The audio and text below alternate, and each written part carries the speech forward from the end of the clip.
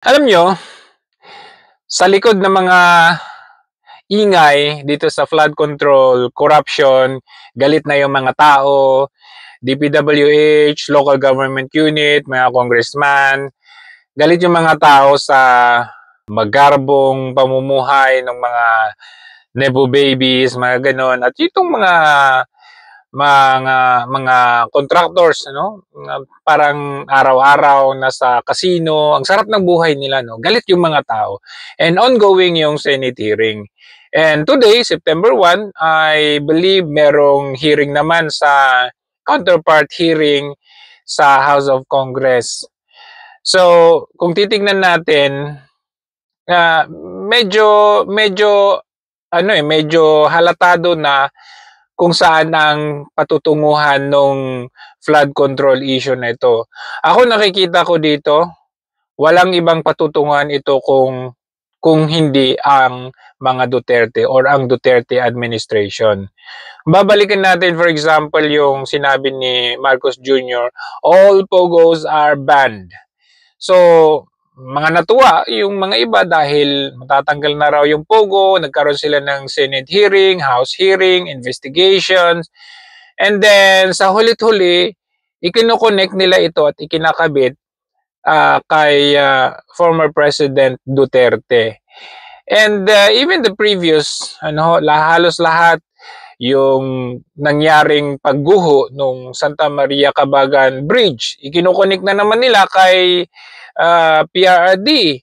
So, ako, nakikita ko dito, above all ng mga discussions, arguments, hearings, investigations, ang magiging ending nito ay Duterte pa rin. Nakita naman ninyo, including kahit yung missing sa Bungeros. Diba kung maalala ninyo, missing sa Bungeros ang pinag-uusapan, sugal. Tapos, nakikita ninyo yung paunti-unti na ini-inject, pinapasok yung drug war ni Tatay Digong dito.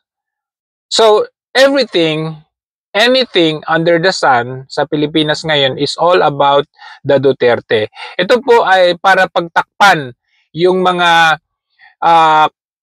walang ginawang mga infrastructures o mga kakulangan ng mga proyekto, big projects ng Marcos administration nito para mapagtakpan, ibabato nila ito lahat sa Duterte.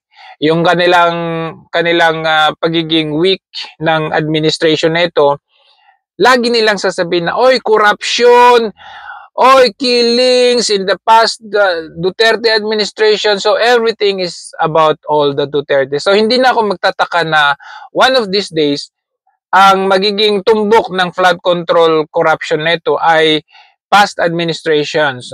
Yan, babalikan nila Mark Villar, Duterte, kasi nakita ninyo kahapon yung line of questioning na tinanong ni Senator Bato, itong si Diskaya, kailan daw sila nag-umpisa? Sabi 2012.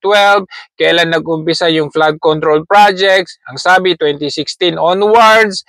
So, sisigundahan nila yan. Oh, panahon pala ni Duterte. Parang ganun. So, talagang hindi malayong mangyayari na ipapasok nila ito na ito pong flood control projects, corruption na ito or ghost project, ano man tawag nyo dyan, talagang ibabato nila kay Duterte. Wala na pong iba wala na pong iba. Kasi, kung tutuusin, for the past 3 years, tulog ka ba for the past 3 years? Na after 3 years na wala tayong makitang infrastructures, wala tayong makita, yung talagang flagship program, flagship projects ng Marcos administration, wala tayong makita. And then, suddenly, after 3 years, bigla mong sabihin na, uy, mahiya naman kayo, yung galit na galit ka na parang, ngayon mo lang ba ito nakita? Kung sasabihin mo na ito ay in the past Duterte administration, ngayon mo lang ba ito nakita? Kauupo mo, hindi mo ba ito nakita?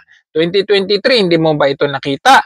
Noong 2024, last year lang, pinagtatanggol mo pa, sabi mo, nandyan yung flood control. Nandyan yung flood control na overwhelmed lang. Nandyan yung flood control, binangga lang ng barko. Di ba, pinagtatanggol mo lang ito noong 2024. Okay? kung saan yung GAA 2025, yung budget ng 2024 talagang pinagtatanggol mo.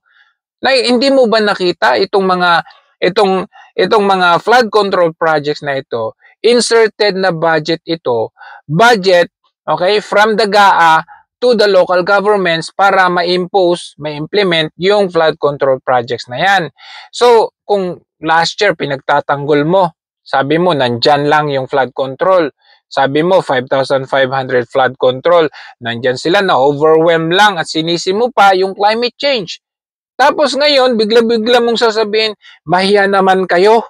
Sasabihin mo, uy, bigla kang nagising. O, eto na yung 15 contractors. Eto na yung mga inspection dito, inspection doon. So, ang ending nito, walang iba kundi ang mga Duterte. Kasi halatang halatado naman nag-name ka ng 15 na contractors. Kasama dyan sa 15 contractors yung kay Zaldico na alam naman natin na halos buong Pilipinas ay pinroyekto ng SunWest na yan na identified itong si Zaldico, si Martin Romualdez as the one of the 4 small committees na involved dyan sa pag-insert ng budget dyan sa GAA 2024. So bakit ni hindi mo mabanggit, ni hindi ninyo matutukang imbestigahan, alright, itong SunWest kay Zaldico. Nakatutok kayo kay Sara Diskaya. Ako, galit na galit ako itong sa mga Diskaya na ito, yung sa High Tones, so yung mga ibang mga dyan, na yung anak ni Zaldico at pamangkin ni Zaldico. So, I mean, bakit selective yung pag-investigate? Bakit selective yung pag-inspect?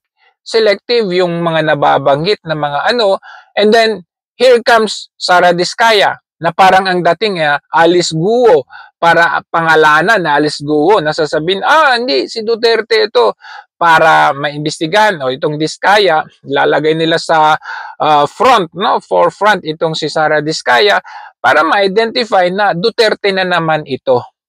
Wala nang iba kundi Duterte ang patutunguhan talaga ng investigation na ito. Lalong-lalo na pag ang hearing na ito or investigation na ito ay mapupunta na sa kamay ng House of Representatives. Nakita naman natin na sabi ni Zaldico, ang kanyang laging ka-meeting, kasama, kaibigan, ay yan sila Dong Gonzales, si JJ Suarez, na nakita natin kung gaano sila brutal na tumira or mag-scrutinize sa confidential funds ni Sara Duterte. Pero pagdating naman sa kanila, may record sila at may bahid sila ng corruption when it comes to flood control.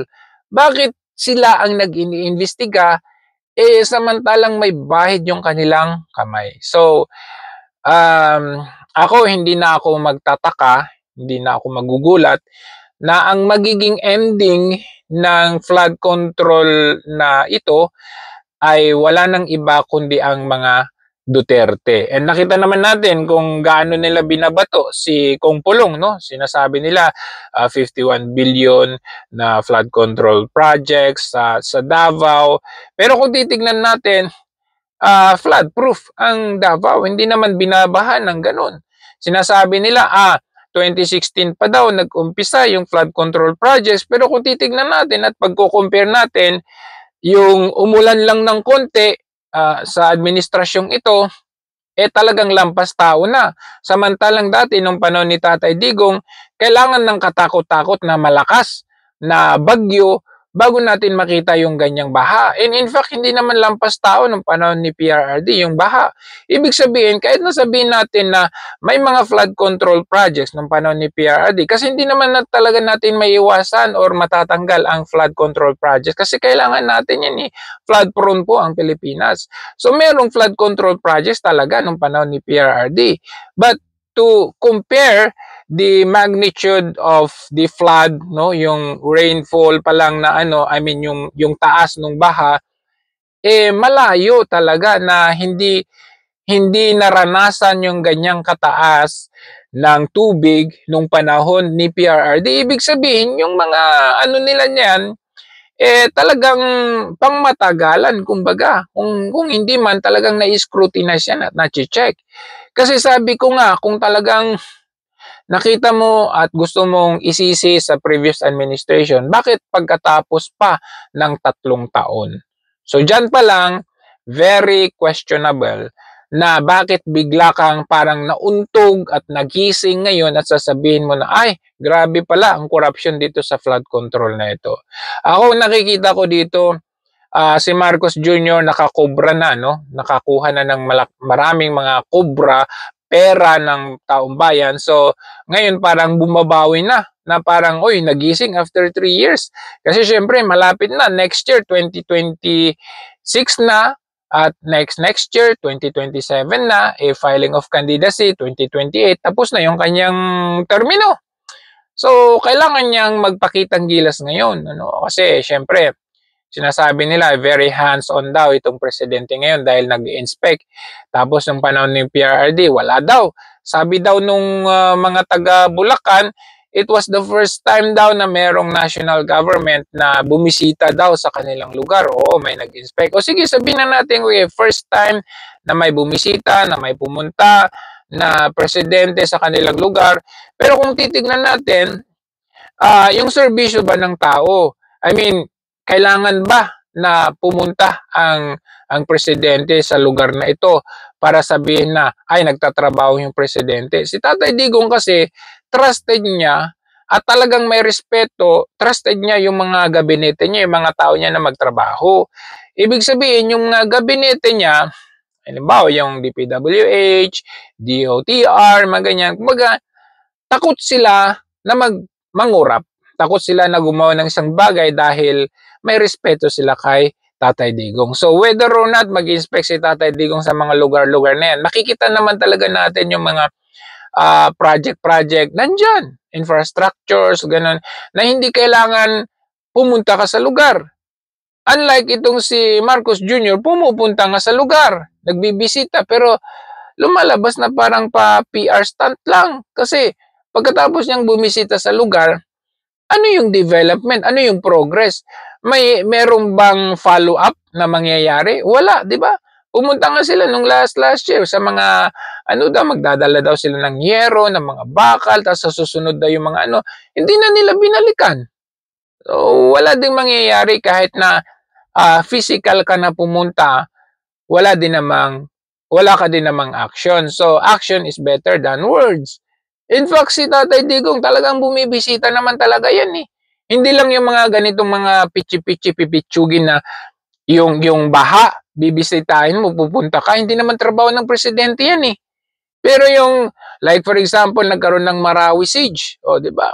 From Russia, lumipad, pabalik ng Pilipinas, binisita talaga yung mga sundalo kasi kailangan yun. Baga moral support para sa mga kasundaluhan natin para tayo po ay bigyan ng security, peace and security sa ating bansa. Ibig sabihin, makikita mo talaga dito kung sino ang tunay na nagtatrabaho. And ang pangit lang nito, kung sino pa yung nagsasagawa ng tamang trabaho, sila pa yung nasisiraan. Like halimbawa na lang itong sinasabing rock shed dyan sa may Cannon Road. Binisita ni Marcos Jr., hindi naman yun flood control. Tapos sasabihin niya, sisira niya, sasabihin niya, useless daw. Pero hanggang ngayon, passable naman yun. Hindi naman, kung makita lang ninyo, inyong saliksikin, makita ninyo, yung larawan ng paano nila ginawa yan, talagang pulido, may mga steel yan talaga, hindi kagaya ng mga ibang mga flood control dyan, na walang bakal sa loob, siniminto na lang nila, yung mga sheet piles nila, pinatong lang, kaya nung bumaha na, wala, bumigay na. Pero yan, rock shed yan, binisita niya, hindi naman flood control, tas siniraan pa niya. Pero yung mga flood control na project like for example, ng SunWest, bakit hindi niya binisita? Ni isa doon, wala siyang binisita. So, makikita mo talaga itong ginagawa ng Marcos administration ngayon is PR stunt, PR move para sabihin na the president is working and ang magiging ending talaga nito ay walang iba kundi ang mga Duterte.